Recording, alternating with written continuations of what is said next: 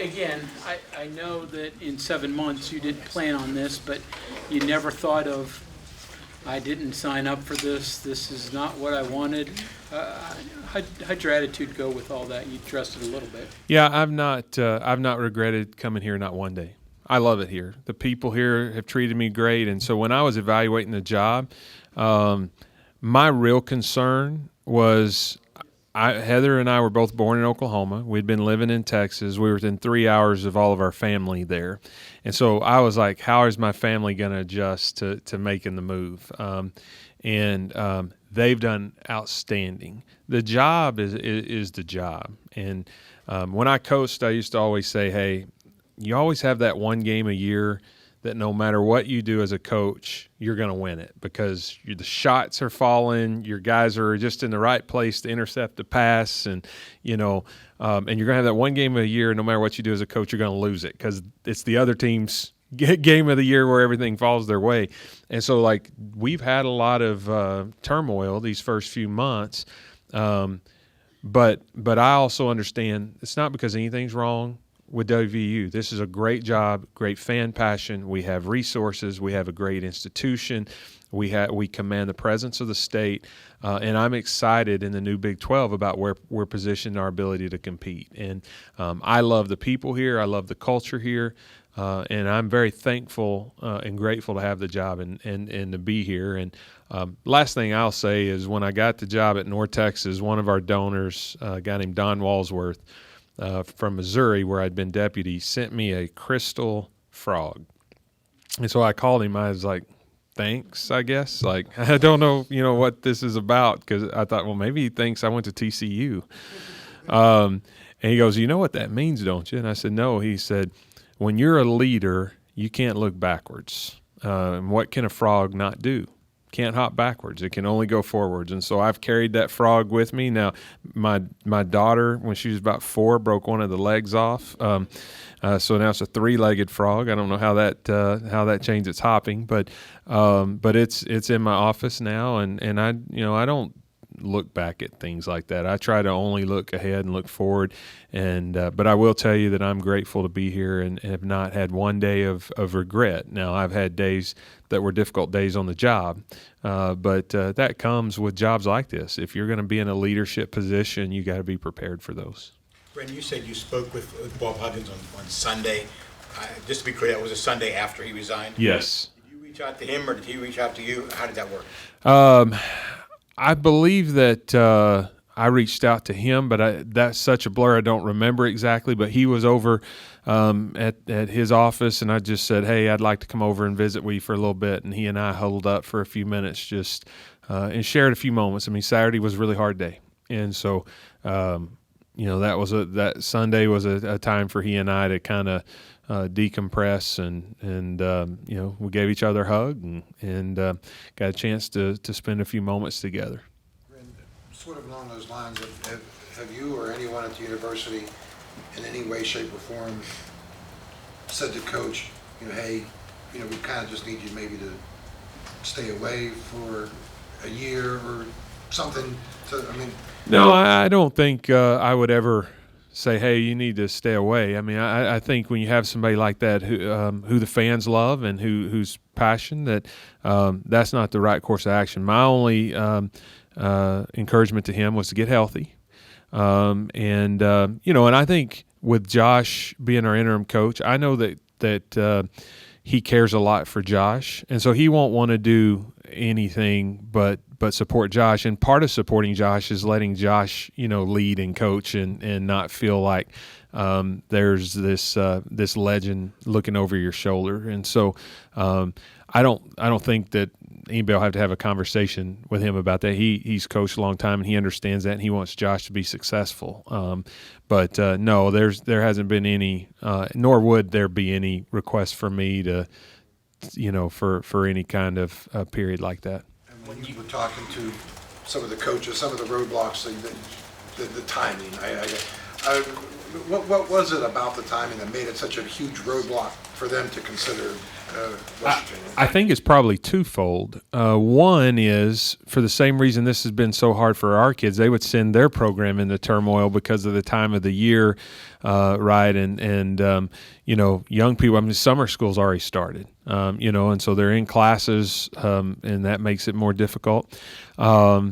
And then, on the flip side, basically once Saturday happened, our kids have 30 days to go and see what else. And so having to inherit a roster and build a roster, and you're only going to do 1-year kids or 2-year kids, it makes it more complicated. So there were some people that was a factor that probably would prevent them from having serious discussions. There's probably others who would have still taken the job, but made it clear the timing was. I mean, I don't know if we're the first to do a search this time of the year since there's been NIL and portal and the rule that the portal reopens for 30 days, but we'd have to be one of one or two if there has been any others. Well, Charlotte just did it, and they went through a process pretty similar to ours. They were open for a little over a week and ended up going with an interim. When you were looking for a head coach, was it looking for an interim always, or were you looking for a permanent solution? We were doing both. Both. We were running two, which is why we ran a pretty expedited search. I feel like anyway. Normally, kind of 2 to 3 weeks is a lot of times the period, but we were running two searches. We were having to do both of those because had we found the right permanent replacement, timing aside, we'd have probably executed that. But what became clear is as the week went on and we had more and more conversations was just thinking through the logistics of it all. That was going to be tough, and so that's when we started running kind of two parallel tracks. You mentioned believing this is a top 20, top 25 job in general, and talking about the timing. What was maybe your once you learned Coach Huggins has resigned, this job is going to be open? What were your expectations then, and then how did they change? Like, were you at all surprised that, okay, because this is June, that even though it's a top 20 job, this is not going to happen with this situation? Or did you maybe think that could be the case going in and expect it?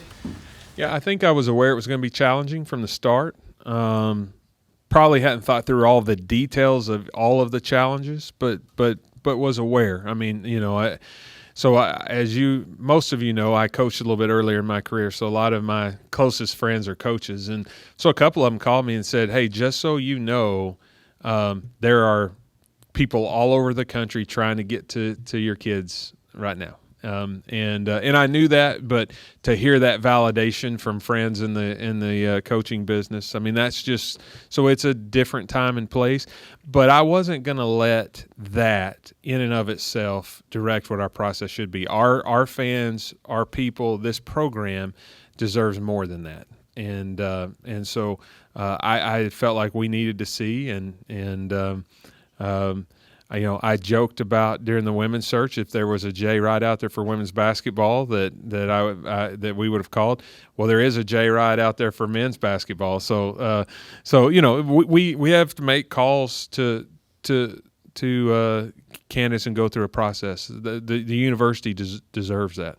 Wren, I'm not sure if you answered this or not, but with the staff, you talked about Josh being the interim coach, but were any of the other coaches on staff, did they come out and want to be interim coach as well? Were they all resigned? And then if they did, what made Josh really stand out? Because you said that you had great conversations, and then you both said that you didn't really know each other well until now. Yeah. What I would say in terms of other candidates, both internal and external, I always promise confidentiality, and there's only one way that you can do that. So I won't reveal those names. But I will say all of our full-time assistant coaches were told if they would like an opportunity to visit with me, I would visit with them. I think with Josh, it was just Steve and I visited with all of the particular people in that program. It was clear that he had a lot of role in organizing the program, and so it was clear everybody's respect for him, and the way that he operated with honesty and integrity and trust, and he's right. Like, I talked to him almost every day since this happened, And there were days where I didn't have much of an update for him. I just said, you just need to trust me, and you're going to get a chance to talk to me and let me get through this. And just every day he really impressed us. Coach Huggins resigned on Saturday, whenever it was.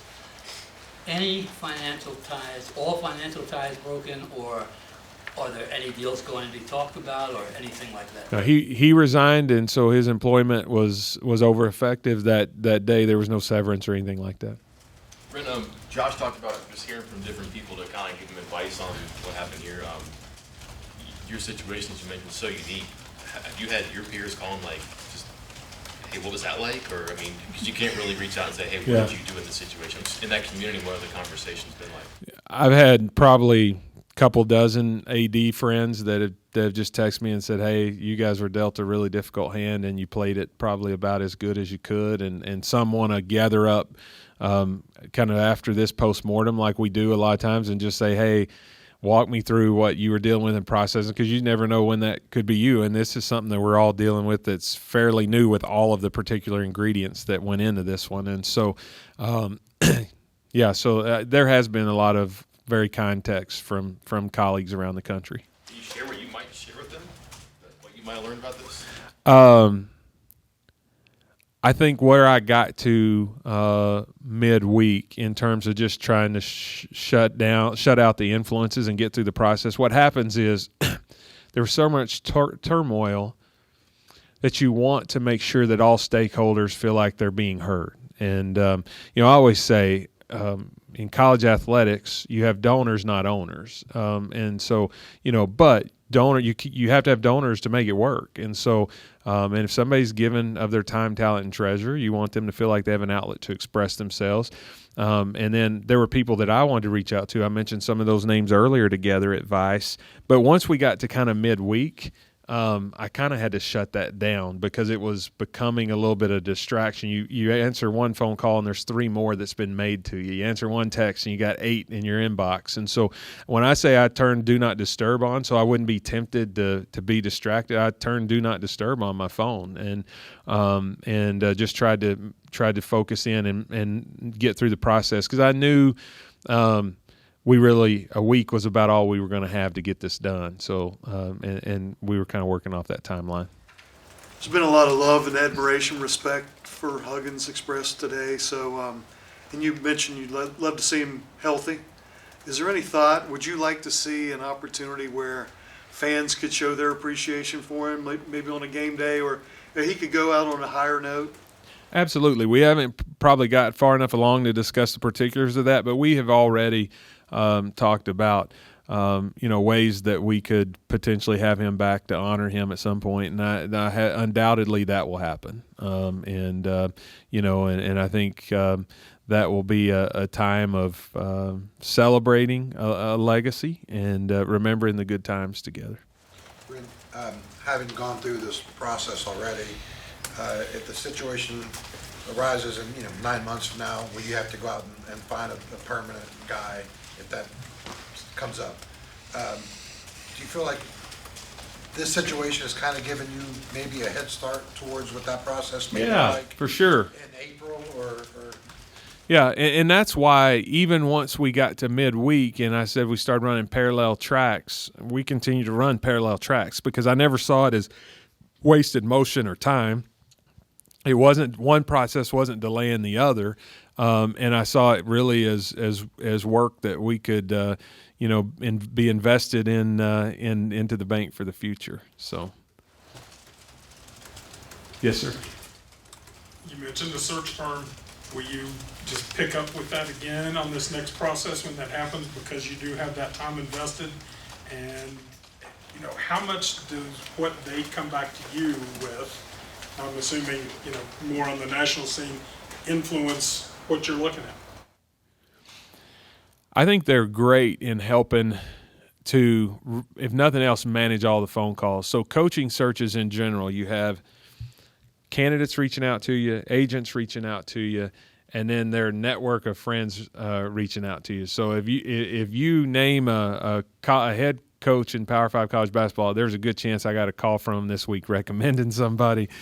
And so search firms are great to just play traffic cop a little bit because it just can be overwhelming. And then they get you good information and real information. And when you talk about fit, they can have those conversations to determine, one of the things I tell every candidate here, if you're a coach who doesn't want to be in the spotlight, don't come here, because there is no option if you're the football or a basketball coach at West Virginia University. You're in the spotlight. I mean, I drive, 3 hours from here and stop at a convenience store and somebody will say, "Welcome to West Virginia." So there is no hiding in this state from this job. You are on the clock anytime that you're out. And so some people can handle that, but candidly, some can. I mean, you've seen coaches who went from a job where there wasn't a whole lot of attention and spotlight, and they go to one, and all of a sudden they really struggle with it. So those are the kind of things that search firms can help with, because you don't want, as the AD, to be spending time with somebody who clearly can't handle something like that, and they can make those calls and be helping. So it's just they cut a lot of time off the process, because otherwise you're doing that all that entire volume all by yourself, and they have a team of people, and many times they've already vetted some of those candidates and already know those answers. Who was the firm you used? Turnkey. Yeah. This the same firm from the women's search, correct? No, women's was CSA, Collegiate Sports Associate. Turnkey did the search when I was hired. Okay, that's right. Yeah. 'Cause that sounds So if you didn't like that hire, you probably didn't like that search.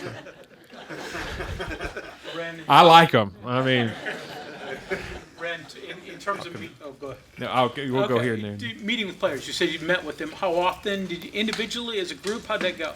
So I met with them as a team Saturday before the ultimate resolution of that situation, just to kind of tell them where things were at.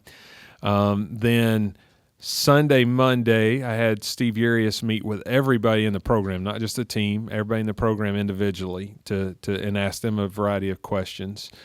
And then I met individually with some players, maybe midweek, and then Thursday I had another full team meeting, and then the next one we had was Sunday.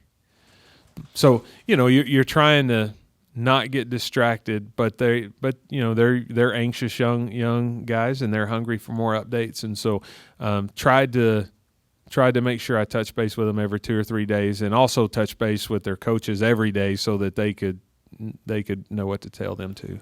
And Steve, he was great about going over in the building every day just to be visible and be seen, and so that they knew that he was there. You mentioned with the job, you're always on the clock, and what happened last week was unfortunate. But do you have a plan, I guess, in place to, do you assign coaches drivers, or do you have conversations with coaches that, hey, you have to be more careful in these situations, because then all of a sudden every media outlet, unfortunately, blows it up. Man, I would hope I wouldn't have to say that right now, but I think you do always try to use these opportunities, whether it's a recruiting violation or some type of NCAA infraction, or anytime there's an issue where something bad resulted from it. You hope that you can use that to learn. And I've printed off newspaper articles before of coaches who've been in trouble for different things, and distribute at the next head coaches meeting. And a lot of times when we know we have a rules education meeting coming up with all of our coaches, I'll send it to compliance and say, hey, we ought to cover this in the next meeting. So those are I think you have to stop and try to use those as examples as best you can. You mentioned how you're not right now willing to make a decision on the rest of the staff. Is there a timeline for when we will start learning on who's going to be on Josh's staff? I think that probably is Coach Eiler's timeline. I mean, he has full autonomy now. He and I are going to work together on one, and that's probably some type of senior advisor kind of role if we can find the right person out there, like a former head coach or somebody who can just be there for him to lean on, because it's a hard job. I mean, and I think for everybody who transitions into a head coaching job the first time, they're always shocked at how little it's about coaching. It really is about management and leadership. It's a different job, and so if we can get him surrounded by by a support system to help him, and I think that gives him his best chance for success. But the rest of those will really be up to him to kind of rearrange the deck chairs and make sure he's got people in a place that allows them to be successful. We'll go back here and now come back. I don't mean to break too far into the conversation between you and Coach Huggins. I totally appreciate the confidentiality of those, but I am curious. I would love to know, did Coach Huggins offer his resignation right away? Did you guys come to a conclusion of that with him? How did that go? I think probably the way I would leave that is just sticking with the facts of he submitted his resignation. Thanks.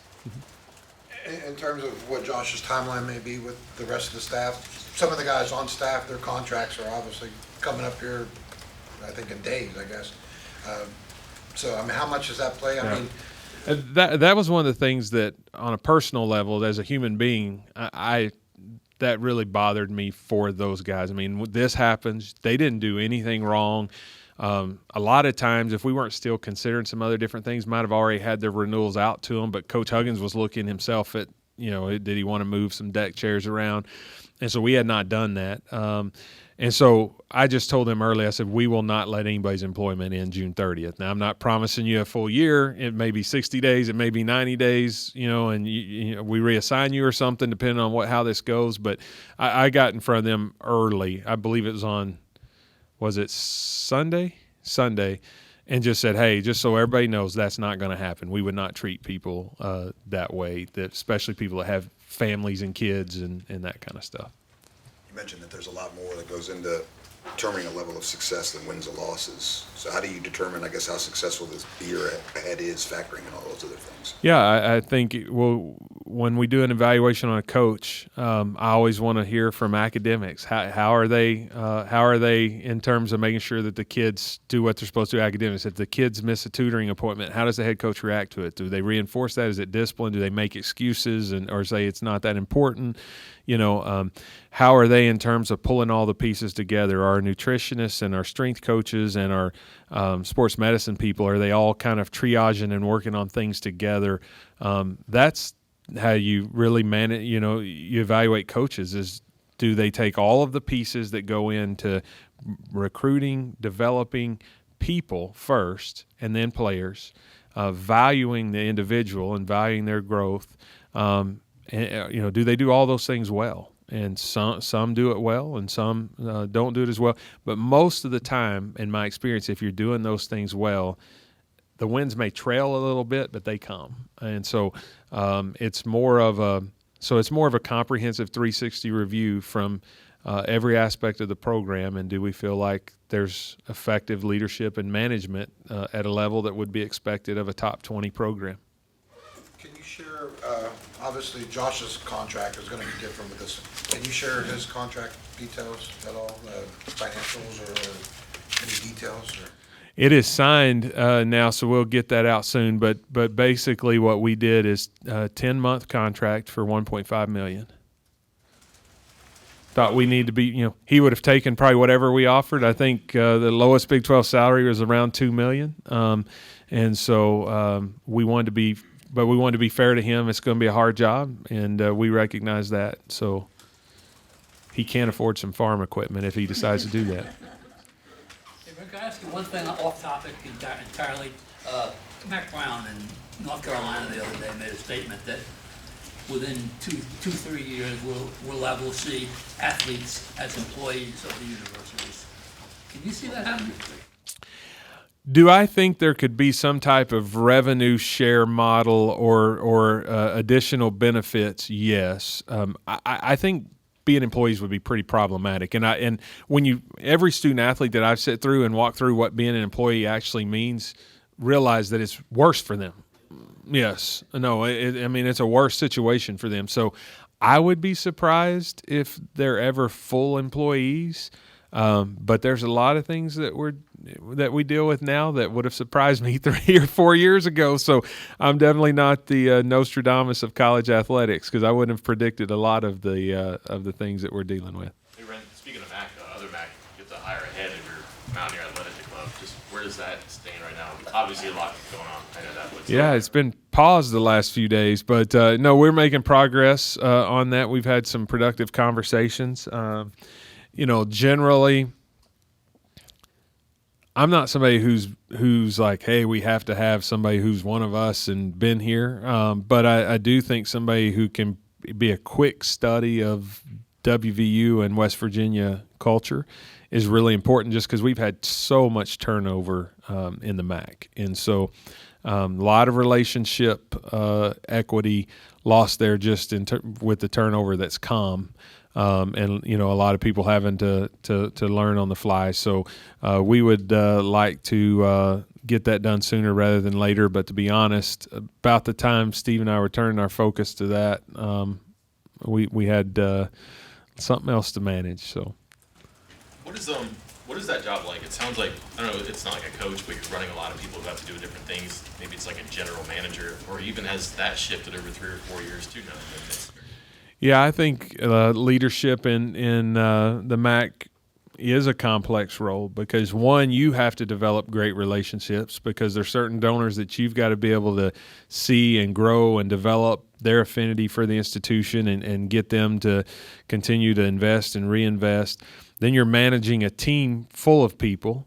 And then, when you look at, you have major gifts, and then you have the annual fund part of it. And the annual fund, to a certain degree, is a little more of database management, getting out solicitations, understanding when to get those and the time of the year and the ones that people respond to.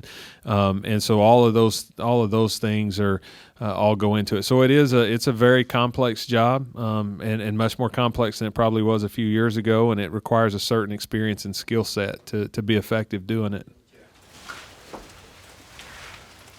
Before we let Wren go, or any other general athletic department questions? Can you repeat I think you said the salary, right? The year and the terms? Yeah, 10-month contract, and the total sum is $1.5 million. Can you repeat everything else you said?